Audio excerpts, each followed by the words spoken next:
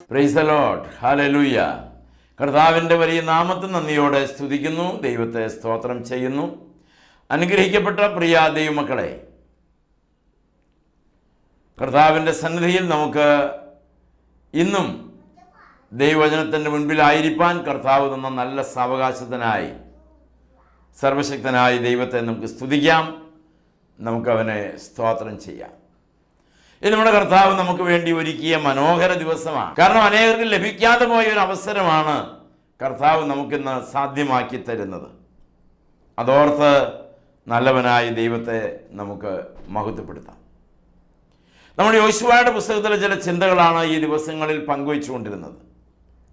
യോശുവയുടെ പുസ്തകം 1-ാം അധ്യായത്തിൻ്റെ 10-ാമത്തെ വാക്യം മുതൽ 18-ാമത്തെ വാക്യം വരെയുള്ള ഭാഗങ്ങളിൽ നിന്ന് ഒരു കാര്യം മാത്രം പറഞ്ഞ് ഞാൻ ആ ഭാഗം വിടാനായിട്ട് ആഗ്രഹിക്കുന്നു. യോശുവയുടെ പുസ്തകം 1-ാം അധ്യായത്തിൻ്റെ 10-11 വാക്യങ്ങൾ.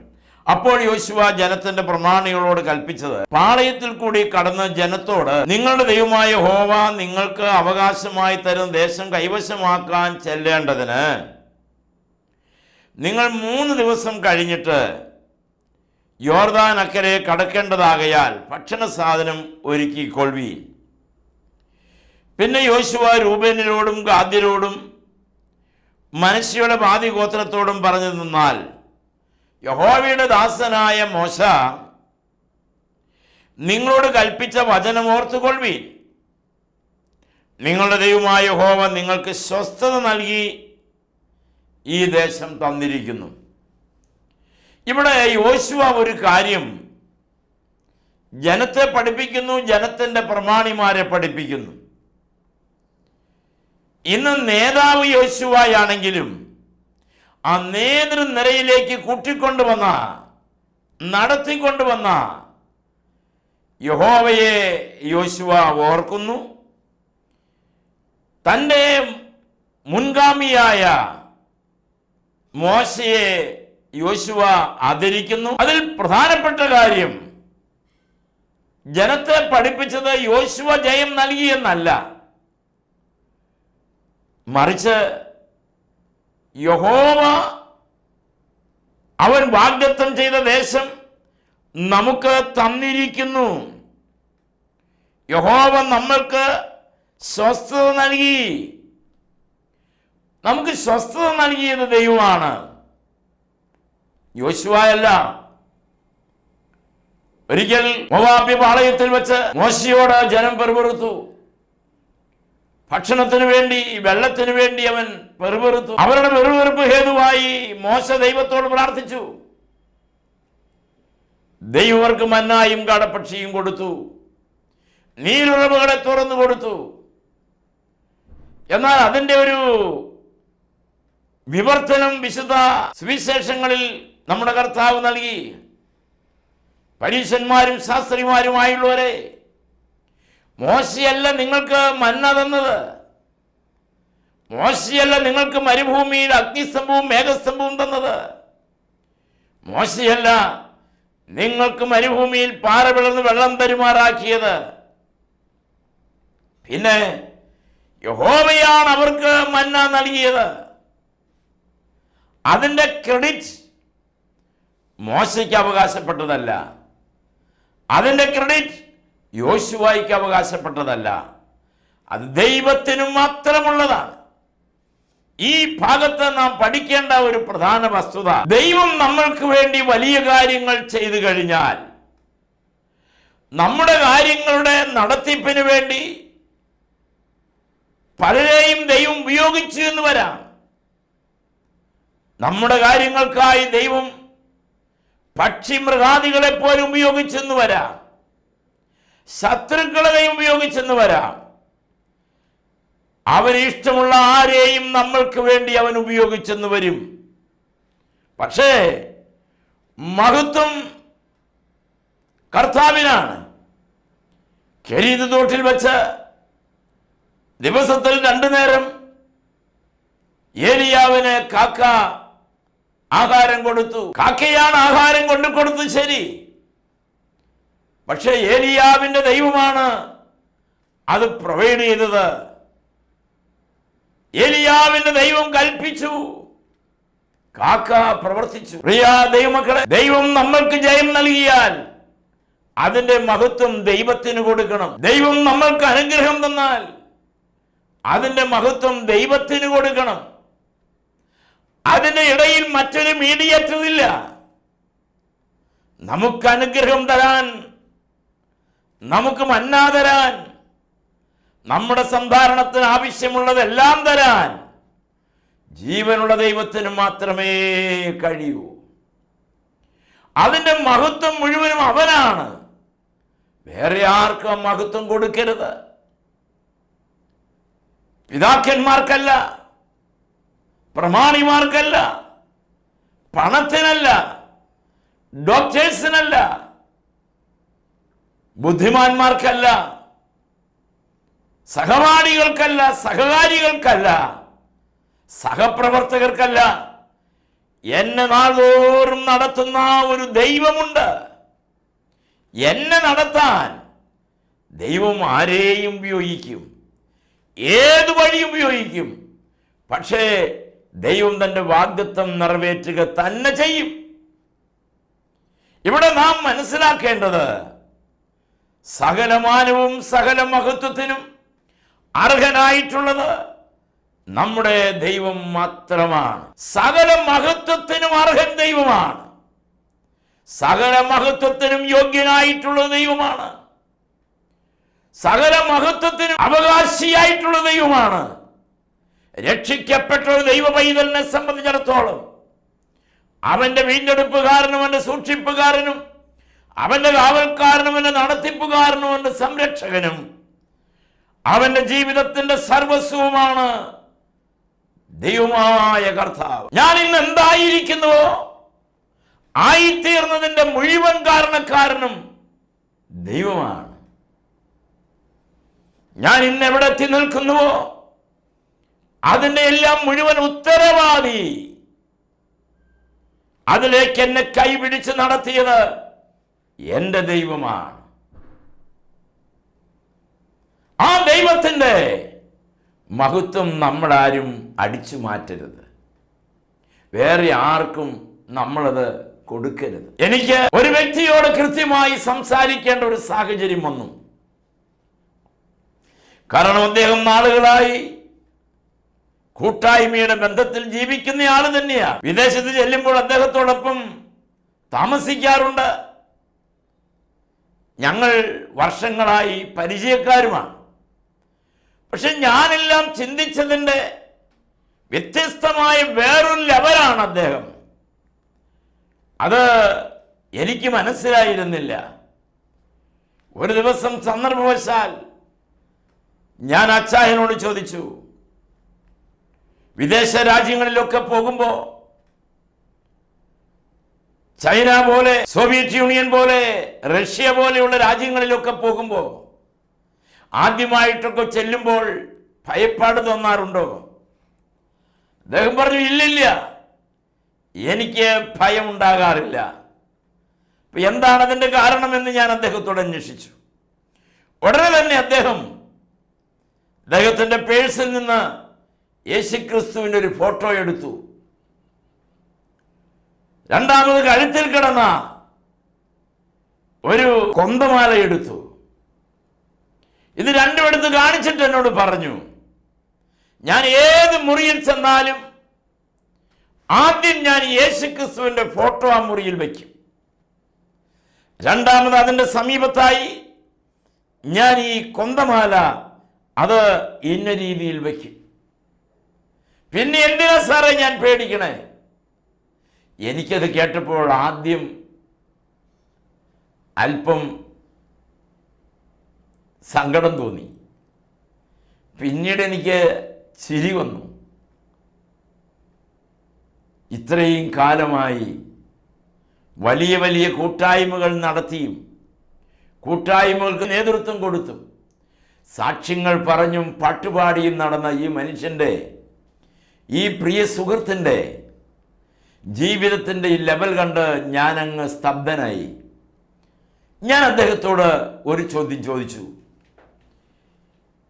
പുറമെ വെച്ച യേശുക്രിസ്തുവാണോ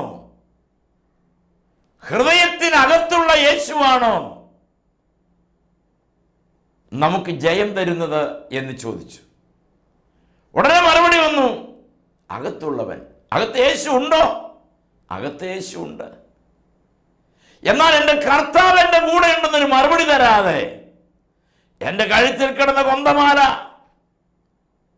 ഞാൻ എടുത്തു വെച്ച ഫോട്ടോ അതെൻ്റെ കയ്യിലുണ്ടെങ്കിൽ ഞാൻ എന്തിനു പേടിക്കണമെന്നാണല്ല പറയേണ്ടത്. അങ്ങനെയല്ല ഉപയോഗിക്കേണ്ടത്. യേശു എൻ്റെ ഹൃദയത്തിനകത്തുണ്ടെങ്കിൽ എൻ്റെ മുൻപിൽ വെച്ച പദാർത്ഥങ്ങൾക്കോ ഞാൻ ഉപയോഗിക്കുന്ന വസ്തുക്കൾക്കോ അല്ല അതിൻ്റെ മഹത്വം. എൻ്റെ ഹൃദയത്തിൽ ജീവിക്കുന്ന യേശുവിനാണ് അതിൻ്റെ മഹത്വം.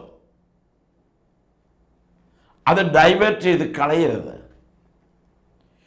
ജയം തരുവാൻ യേശുവിനെ കഴിയൂ. അവനിൽ തന്നെ ആശ്രയിക്കണം. അവനെ തന്നെ മഹത്വപ്പെടുത്തണം. അവനിൽ തന്നെ ആശ്രയിക്കണം. വേറൊരു മാർഗമില്ല. യേശു മാത്രമാണ് നമ്മുടെ അഭയസ്ഥാനം. യേശു മാത്രമാണ് നമ്മുടെ സങ്കേതം. അവനിൽ തന്നെ ആശ്രയിക്കണം. ആ മഹത്വം നമ്മുടെ വീട്ടിൽ വച്ചിരിക്കുന്ന ഏതെങ്കിലും വസ്തുവിനോ ഏതെങ്കിലും ഫോട്ടോയ്ക്കോ നമ്മൾ ധിക്കറിയാതെ അറിവില്ലാതെ ചെയ്തു കൂട്ടുന്ന മറ്റ് ക്രിയകൾക്കോ അത് കൈമാറരുത്. ആ മഹത്വം കർത്താവിനും മാത്രം. പുറമെയുള്ള കർത്താവല്ല, എൻ്റെ ഹൃദയത്തിലെ കർത്താവാണ് ശക്തൻ. ഹൃദയത്തിൽ ജീവിക്കുന്നവരാണ് ശക്തൻ. ഞാൻ കഴുത്തിൽ ധരിക്കുന്ന മാലയോ കുരിശോ കൊന്തയോ അല്ല ശക്തൻ. എൻ്റെ ഹൃദയത്തിൽ ജീവിക്കുന്ന യേശുവാണ് ശക്തൻ.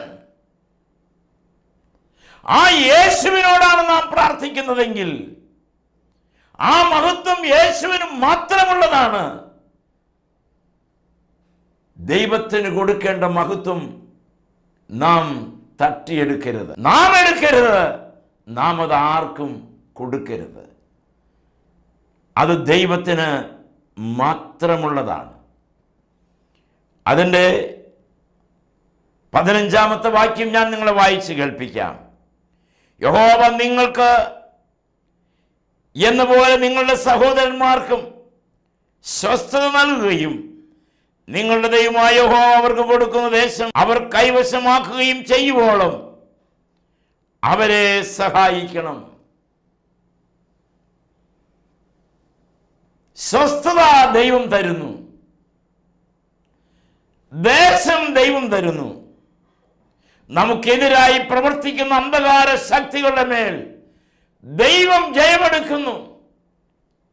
യോശുവയുടെ കാലത്ത് ദൈവത്തിന്റെ ജനമായ ഇസ്രായേലിന് എതിരായിട്ടുയർന്നിരുന്ന എല്ലാ പോരാട്ട ശക്തികളെയും യോശുവ തകർത്തു. ദാൻ മുതൽ ബേർശേബ വരെ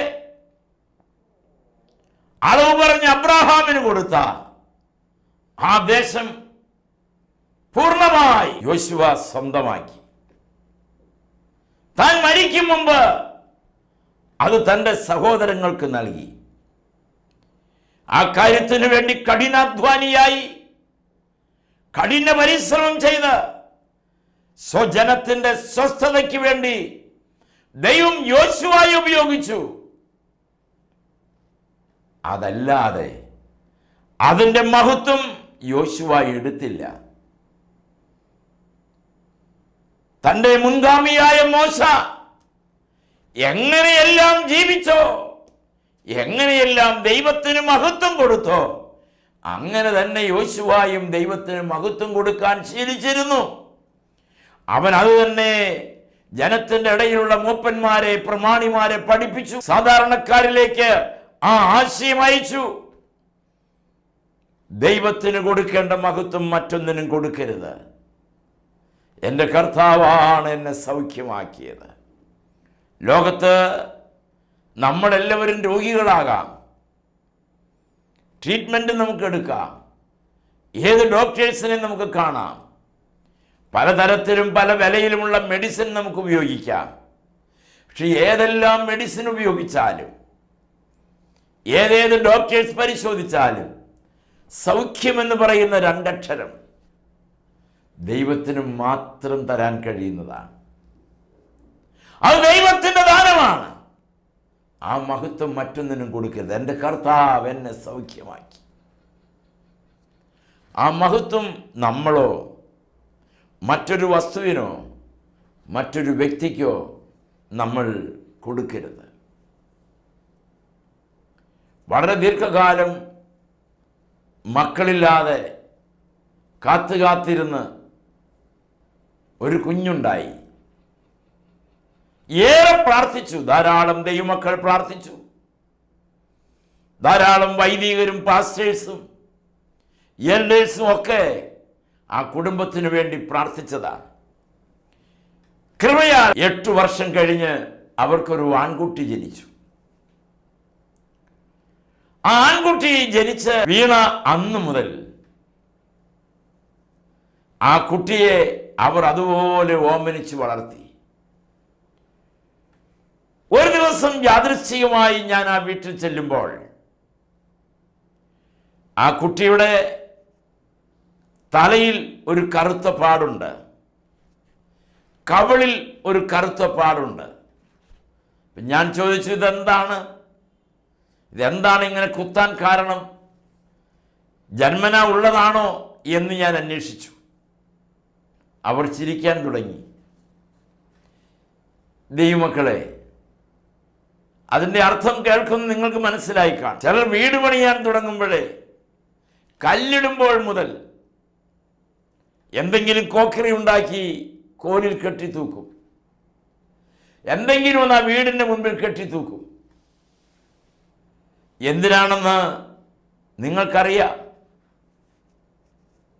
പറഞ്ഞു കേട്ടിട്ടുണ്ടല്ലോ. അന്ധമായ ആ വിശ്വാസം, അന്ധമായ ആ കാഴ്ചപ്പാട്, ഒരു ഭാഗത്ത് ദൈവത്തോടുള്ള പ്രാർത്ഥന, ഒരു ഭാഗത്ത് ദൈവം പ്രവർത്തിക്കാനുള്ള ആഗ്രഹം, ദൈവത്തിൻ്റെ പ്രവൃത്തിക്ക് വേണ്ടി കാത്തിരുന്ന് ശക്തമായുള്ള പ്രാർത്ഥന ഒരു ഭാഗത്ത്, ദൈവം എന്തെങ്കിലും ചെയ്താൽ പിന്നെ ദൈവത്തോടുള്ള ബന്ധമേ പോയി. പിന്നെ ഇതായി വിഗ്രഹം, ദൈവം കൊടുത്തതായി വിഗ്രഹം, അതിൻ്റെ മേലെല്ലാം നമ്മുടെ തോന്നിവാസമാണ്, നമ്മുടെ ഇഷ്ടം പോലെയാണ്. പാടില്ല, ചെയ്യരുത്. നമ്മുടെ മക്കളെ വിശ്വാസത്തിൻ്റെ മണ്ണിൽ വളർത്തിയെടുക്കണം, സ്നേഹത്തിൻ്റെ തണലിൽ വളർത്തിയെടുക്കണം, കരുതലിൻ്റെ ശക്തിയിൽ വളർത്തിയെടുക്കണം, ദൈവകൃപയിൽ വളർത്തിയെടുക്കണം. കർത്താവിൻ്റെ ശബ്ദത്തിൻ്റെ പരിധിക്കകത്ത് നമ്മുടെ മക്കളെ വളർത്തിയെടുക്കണം. ഇതിന് നാം ശ്രദ്ധിക്കാതെ നമ്മളിത് പലപ്പോഴും ഇതിൻ്റെ മാനവും മഹത്വവും നമ്മളെടുക്കുകയും അത് മറ്റ് പലർക്കും ബാക്കിയുള്ളത് നമ്മൾ പങ്കുവയ്ക്കുകയും ചെയ്യുകയാണ്. ദൈവത്തിന് എന്താണ് റോള്? എന്നാൽ ഞാൻ അനുഭവിക്കുന്ന സകല നന്മകളുടെയും യഥാർത്ഥത്തിൽ അതിൻ്റെ ദാതാവിൻ്റെ കർത്താവാണെന്ന് നന്നായിട്ടറിയാം. ഇപ്പോൾ ഈ വചനം കേൾക്കുമ്പോൾ, ഈ വചനം നിങ്ങൾ ശ്രദ്ധിക്കുമ്പോൾ, നിങ്ങളുടെ വീടിൻ്റെ അകത്തളങ്ങളിലൂടെ ഓടിക്കളിക്കുന്ന മക്കൾ എൻ്റെ ദൈവത്തിൻ്റെ ദാനമാണെന്ന് ഈ വചനം കേൾക്കുന്ന നിങ്ങൾക്കറിയില്ലേ? എൻ്റെ ജോലിയും എൻ്റെ വരുമാന മാർഗങ്ങളും എല്ലാം എൻ്റെ ദൈവത്തിൻ്റെ ദാനമാണെന്ന് നിങ്ങൾക്കറിയില്ലേ? ജോലിയിൽ നിന്ന് റിട്ടയർഡ് ആകാൻ ദൈവം കൃപ തന്നു എന്ന് പറയാറില്ലേ? എനിക്ക് വേണ്ടി എല്ലാം നിർവഹിക്കുന്ന, എല്ലാം തരുന്ന, എല്ലാം നൽകുന്ന ഒരു യേശു എനിക്കുണ്ടെന്ന് അവകാശപ്പെടുന്ന നമ്മൾ ആ തരുന്ന ദാതാവായ നമ്മുടെ ദൈവത്തിന് കൊടുക്കേണ്ട മഹത്വം നന്ദി ദൈവത്തിന് മാത്രം, അത് വേറെ ആർക്കും കൊടുക്കരുത്. ദൈവത്തിന് കൊടുക്കേണ്ട മഹത്വം ദൈവത്തിന് മാത്രമേ കൊടുക്കാവൂ. സ്വസ്ഥത തന്ന ദൈവം, സമാധാനം തന്ന ദൈവം, ശാന്തി തന്ന ദൈവം, വർദ്ധനവ് തന്ന ദൈവം, ആരോഗ്യവും ശക്തിയും തന്ന ദൈവം, മക്കളെ, ചുറ്റുപാടുകളെ, അനുബന്ധ സൗകര്യങ്ങളെ എല്ലാം നമുക്കായി ഒരുക്കി തന്ന ദൈവം എത്ര വലുതായാലും എൻ്റെ ദൈവം എനിക്ക് തന്നതാണെന്നേ പറയാം. സ്വയം പുകഴരുത്, സ്വയം പ്രശംസിക്കരുത്. ദൈവത്തിൽ മാത്രം ആശ്രയിക്കണം, ദൈവത്തിൽ മാത്രം ശരണപ്പെടണം. കർത്താവ് അതിന് നമ്മെ സഹായിക്കട്ടെ. പ്രിയമുള്ളവരെ, അതിൻ്റെ 16-ാമത്തെ വാക്യം ഇങ്ങനെയാണ്: നീ ഞങ്ങളോട് കൽപ്പിച്ചതൊക്കെയും ഞങ്ങൾ ചെയ്യും, ഞങ്ങളെ അയക്കുന്നിടത്തൊക്കെയും ഞങ്ങൾ പോകും. ഞങ്ങൾ മോശയെ സകലത്തിനും അനുസരിച്ചതുപോലെ നിന്നെയും അനുസരിക്കും. നിന്റെ ദൈവമായ യഹോവ മോശയോട് കൂടെ ഇരുന്നതുപോലെ നിന്നോട് കൂടെയും ഇരുന്നാൽ മതി. ആരെങ്കിലും നിന്റെ കൽപ്പന മറക്കുകയും നീ കൽപ്പിക്കുന്ന യാതൊന്നിലും നിന്റെ വാക്കനുസരിക്കാതെയും ചെയ്താൽ അവൻ മരിക്കണം. ആകയാൽ യോശുവയെ, നിങ്ങൾ ഉറപ്പും ധൈര്യമുള്ളവനായി മാത്രം ഇരുന്നാലും എന്ന് ഉത്തരം പറഞ്ഞു. യഥാർത്ഥത്തിൽ ഈ 1-ാം അധ്യായത്തിന് 3 പാർട്ടാണുള്ളത്. ഒന്ന്, ദൈവം യോശുവയോട് കൽപ്പിച്ചത്. 2, യോശുവയുടെ പ്രവർത്തനങ്ങൾ, നടപടി. 3, യോശുവയോട് ജനം പ്രതികരിച്ചത്. ദൈവത്തെ യോശുവ അനുസരിച്ചു. ദൈവത്തിൽ നിന്ന് വാഗ്ദത്തങ്ങൾ യോശുവ വാങ്ങി. വ്യവസ്ഥാപിതമായ വാഗ്ദത്തങ്ങൾ അവൻ സ്വന്തമാക്കി. ദൈവത്തെ അനുസരിച്ച യോശുവ എന്ത് ജനത്തോട് പറഞ്ഞോ അതെല്ലാം ജനം അനുസരിച്ചു. Price the Lord. ആ ജനം യോശുവയ്ക്ക് കൈ കൊടുത്തു. യോശുവയുടെ കരത്തിന്റെ ബലം യോശുവയോട് കൂടെ നിന്ന ജനമായിരുന്നു. എന്താണ് അതിന്റെ കാരണം? യോശുവയുടെ മേൽ ഉദയം ചെയ്യപ്പെട്ട മോശയുടെ ദൈവമായ യഹോവയുടെ അഭിഷേകത്തിന്റെ ശക്തിയായിരുന്നു അത്. നമ്മളെ ദൈവം നാൾതോറും അധികമായി ഉപയോഗിക്കേണ്ടതിന് മഹത്വം നമ്മൾ എടുക്കരുത്. മഹത്വം നല്ലവനായ ദൈവത്തിന് കൊടുക്കണം. അത് ദൈവത്തിന് മാത്രം അവകാശപ്പെട്ടതാണ്. Price the Lord. നല്ലവനായ കർത്താവിൻ്റെ കരങ്ങളിൽ നമുക്ക് നമ്മെ തന്നെ സമർപ്പിച്ച് മാനവും മഹത്വവും കർത്താവിന് കൊടുത്ത് എന്തെല്ലാം നാം ദൈവത്തോട് ചോദിച്ചു വാങ്ങിയാലും ദൈവം എന്തെല്ലാം നാം ചോദിക്കാത്ത ധാരാളം തന്ന് നമ്മളെ നടത്തുമെന്ന് ബോധ്യമുണ്ടെങ്കിൽ എല്ലാം കർത്താവിൻ്റെ കരങ്ങളിൽ സമർപ്പിച്ച് ജീവിക്കണം. നമുക്കിങ്ങനെ പ്രാർത്ഥിക്കരുതോ? കർത്താവേ, അങ്ങയുടെ മഹത്വത്തെ ഞാൻ തൊടില്ല, അങ്ങയുടെ മഹത്വത്തെ ഞാൻ മറ്റാർക്കും കൊടുക്കില്ല. അങ്ങ് വേണ്ടി ചെയ്തിട്ടുള്ള സകല നന്മകൾക്കും തലമുറയായി സങ്കേതമായ എൻ്റെ ദൈവമേ, നീ ഞങ്ങൾക്ക് തന്നിട്ടുള്ള സകല നന്മകൾക്കും സകല ഉപകാരങ്ങൾക്കും എല്ലാ മാനവും മഹത്വവും അങ്ങേക്ക് തന്നെ. നമുക്ക് പ്രാർത്ഥിക്കാം. കാരുണ്യവാനായ ദൈവമേ, സ്വർഗസ്ഥ പിതാവേ, വചനം കേട്ട എല്ലാ ദൈവമക്കൾക്കും വേണ്ടി പ്രാർത്ഥിക്കും. നാൾതോറും ഈ പ്രിയ പ്രേക്ഷകർ കടന്നു പോകുന്ന ഓരോ പ്രതിസന്ധികളുടെയും ഭാരങ്ങളുടെയും നടുവിൽ അവിടുന്ന് അത്ഭുതകരമായി നടത്തണമേ കർത്താവേ. രോഗത്തിൻ്റെ ബന്ധനങ്ങൾ അഴിയട്ടെ കർത്താവേ. ദൈവമേ, പൈശാചികമായ പോരാട്ടങ്ങളിൽ നിന്ന് സംരക്ഷിക്കപ്പെടട്ടെ ദൈവമേ. വചനത്തിൻ്റെ മുഴുവൻ ശക്തി എൻ്റെ പ്രിയ പ്രേക്ഷകർ അനുഭവിപ്പാനിടയാക്കി തീർക്കണമേ. യേശുവിൻ്റെ നാമത്തിൽ അപേക്ഷിക്കുന്നു, കൃപയോടെ കേൾക്കണമേ. ആമേൻ. Praise the Lord. ദൈവത്തിന് സ്തോത്രം.